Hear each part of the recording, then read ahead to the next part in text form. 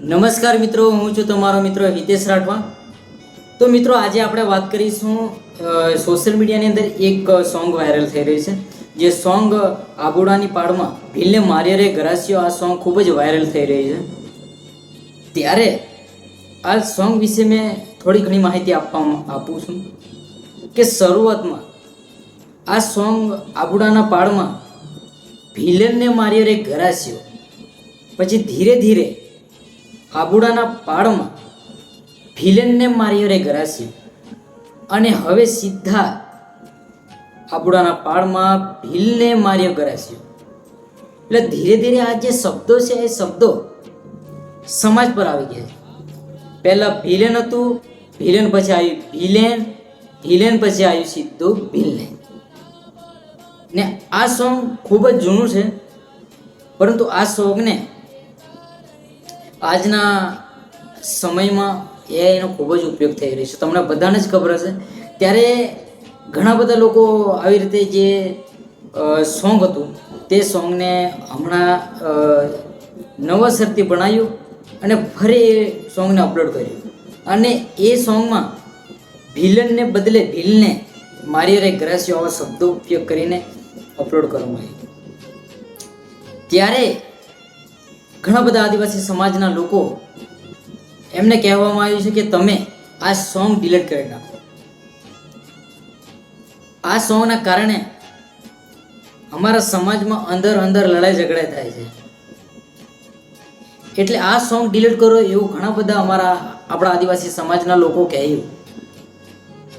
એને કહેવામાં આવે છે વારંવાર કે તું આ સોંગ ડિલીટ કરી નાખ, તેમ છતાં તે સોંગ ડિલીટ કરવામાં નથી આવતું,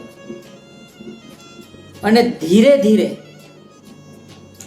તમામ ઠાકોર સમાજના લોકો એ સોંગની અંદર વિડીયો બનાવીને સોશિયલ મીડિયાની અંદર અપલોડ કરે છે, પોતાની એકતા બતાવે છે। પરંતુ એટલામાં જ આપણા આદિવાસી સમાજના કેટલાક લોકો એ પણ એના મદદથી એક સોંગ બનાવે છે, જે સોંગ ઠાકોરને માર્યો ગરાસિયા આવા કંઈક સોંગ બનાવ્યા હતા। એટલે આ સોંગો બધા વાયરલ થવા માંડ્યા।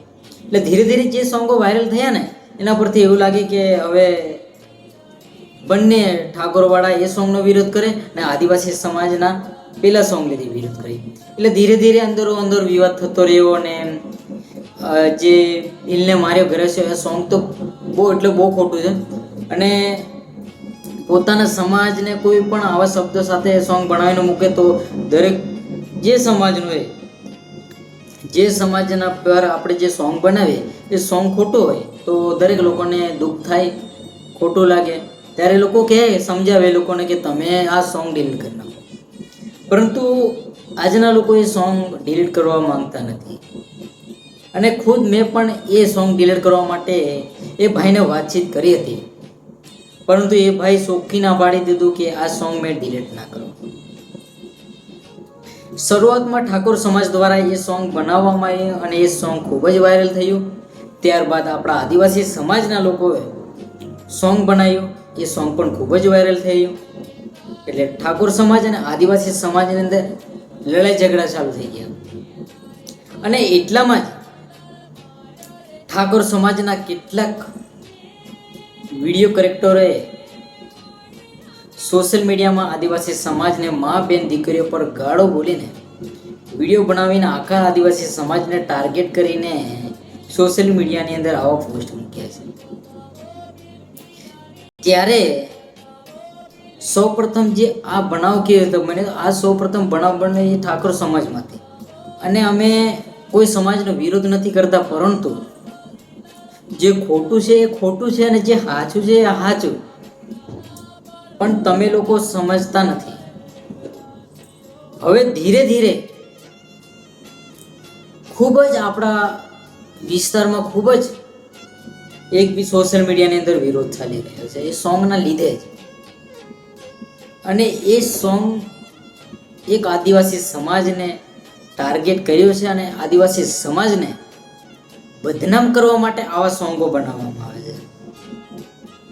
અને જ્યારે કહેવામાં આવે છે કે એ લોકોને કે તમે આ સોંગ ડિલીટ કરી નાખો, ત્યારે એ લોકો ચોખ્ખું ના પાડી દે કે અમે આ સોંગ ડિલીટ ના કરીએ, તમારાથી થાય એ કરી લો.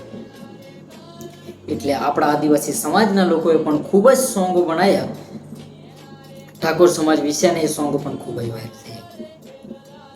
હવે જે પણ લોકો,